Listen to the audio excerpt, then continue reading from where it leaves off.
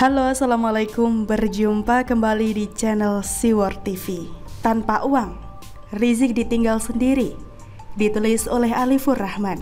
Ketika permintaan Rizik dikabulkan oleh hakim yang ingin disidang dilakukan secara offline, ada banyak orang yang kecewa, termasuk saya. Sampai saya bertanya-tanya, ini hakimnya sudah masuk angin apa gimana? Karena ini kan kasus hukum terkait kerumunan yang mestinya dilakukan secara online saja. Kalau dilakukan secara offline bisa menimbulkan kerumunan baru. Itu kan jadi kayak menyelesaikan masalah dengan masalah baru.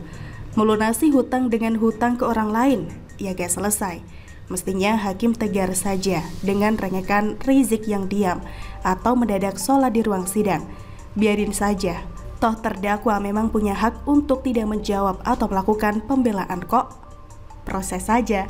Saya juga kesal melihat euforia Munarman dan gengnya yang seolah-olah diberi kesempatan dan keadilan.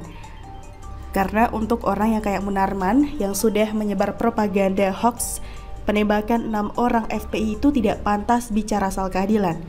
Tapi ternyata dengan dikabulkannya sidang secara offline, kita bisa memetik sebuah kesimpulan sempurna bahwa Rizik itu tidak memiliki massa. Yang datang demo di sidang Rizik sangat sedikit, hanya beberapa ekor saja. Ini menunjukkan betapa kekuatan uang atau logistik untuk memobilisasi massa itu sangat penting peranannya. Tanpa uang, tanpa subsidi ongkos, tanpa bus gratis, gak ada massa yang mau datang bela Rizik. Padahal Rizik ini kan katanya imam besar, ulama dan seterusnya. Tapi tanpa uang, ya gak ada yang bela.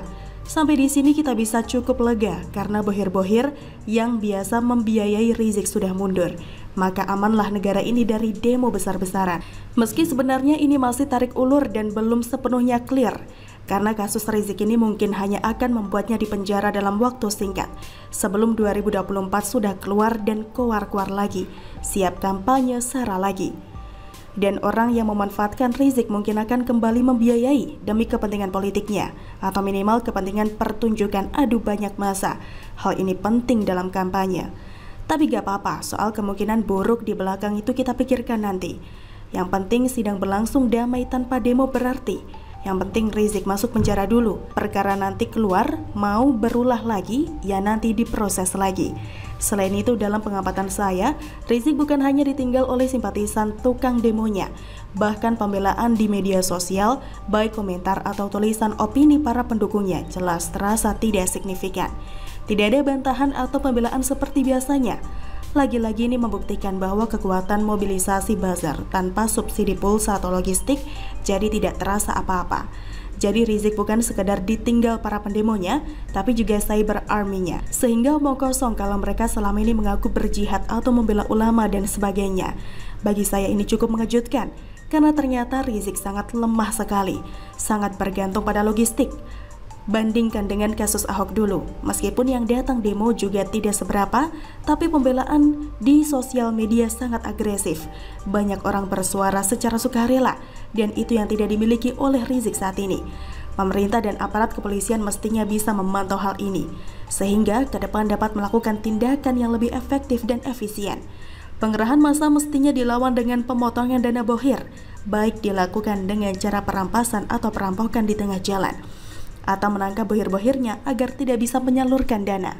Karena sekarang terbukti, tanpa logistik dan kekuatan uang, Rizik kayak kerupuk kesiram air, ditinggal sendiri tanpa pembelaan. Bahkan untuk banner, aksi bela ulama pun sudah tidak ada lagi. Lihatlah bagaimana luar biasanya kekuatan logistik dalam menciptakan aksi demo. Kalaupun sekarang masih ada demo, masih ada massa, tapi jumlahnya tidak signifikan. Hanya beberapa ekor saja. Ada kalangan emak-emak yang nampaknya memang berprofesi sebagai tukang demo, hadir di demo Pilpres, sekarang demo Rizik. Ya mungkin ini dari kalangan bohir kecil atau relawan yang duitnya gak seberapa itu. Cukuplah untuk membuat berita daripada gak ada. Terakhir, bagaimanapun pemerintah dan aparat tetap harus waspada, karena politik ini dinamis. Bisa saja kelompok yang sekarang sedang terjepit malah memanfaatkan Rizik.